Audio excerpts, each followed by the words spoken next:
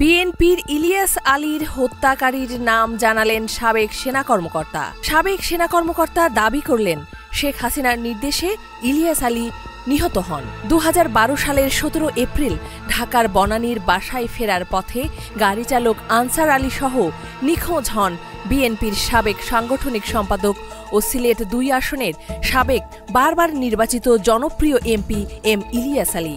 ইলিয়াস আলীর নিখোঁজের পর থেকেই তাকে ফেরত পাওয়ার দাবিতে দেশ জুড়ে বিভিন্ন কর্মসূচি পালন করে আসছে বিএনপি সহ বিভিন্ন অঙ্গ সংগঠন। একান্ত সাক্ষাৎকারে ইলিয়াস আলীর গুমের পর দীর্ঘদিন পর তাকে নিয়ে মুখ খুলেছেন সাবেক বিএনপির জাতীয় কমিটির নির্বাহী সদস্য ও সাবেক সেনা কর্মকর্তা মেজর জেনারেল অবসরপ্রাপ্ত মিজানুর রহমান। মিজানুর জানিয়েছেন, শেখ হাসিনার সরাসরি নির্দেশে ইলিয়াস আলীকে হত্যা করা হয়। স্বৈরাচার পরাজিত হয় সব জায়গায় উল্লেখ করে মিজানুর রহমান আরও জানান, পৃথিবীর কোথাও স্বৈরাচার চিরস্থায়ী হয় না। পৃথিবীর সব জায়গাতে স্বৈরাচার পরাজিত হয়েছে, কিন্তু এক এক দেশে এক এক সময়ে স্বৈরাচারের পরিণতি যেটা হয়, এখানেও তাই হয়েছে। এর চেয়ে ভয়াবহ হওয়ার কথা ছিল, কিন্তু সেনাবাহিনীর কারণে হয়নি। কিন্তু এটাকে আমি দোষ দেব না। সেক্ষেত্রে দেশে একটা বিশৃঙ্খলা হতো। আমি চাই না দেশে একটা বিশৃঙ্খলা হোক। শেখ হাসিনা অন্যায় করেছে, হত্যা করেছে ও ষড়যন্ত্র করেছে। তার বিচার এদেশে হবে। কেউ বিনা বিচারে কাউকে হত্যা করুক।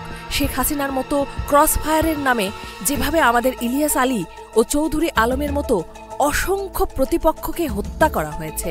সেখানে আরেকটা জিনিস আমি বলে দেই, এই ইলিয়াস আলীকে হত্যা করা হয়েছে সরাসরি শেখ হাসিনার নির্দেশে।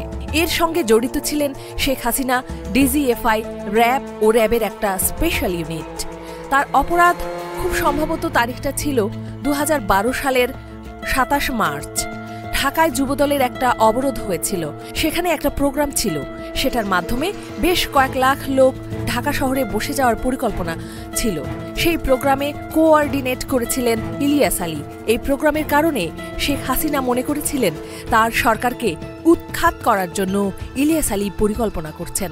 শুধু এই ক্ষমতাকে চ্যালেঞ্জ করার জন্য ইলিয়াস আলীকে গুম করা হয়েছে, মানে একটি শিক্ষা দেওয়ার জন্য। ইফফা তারা খান, ডেস্ক রিপোর্ট, এই সময় টিভি, ঢাকা।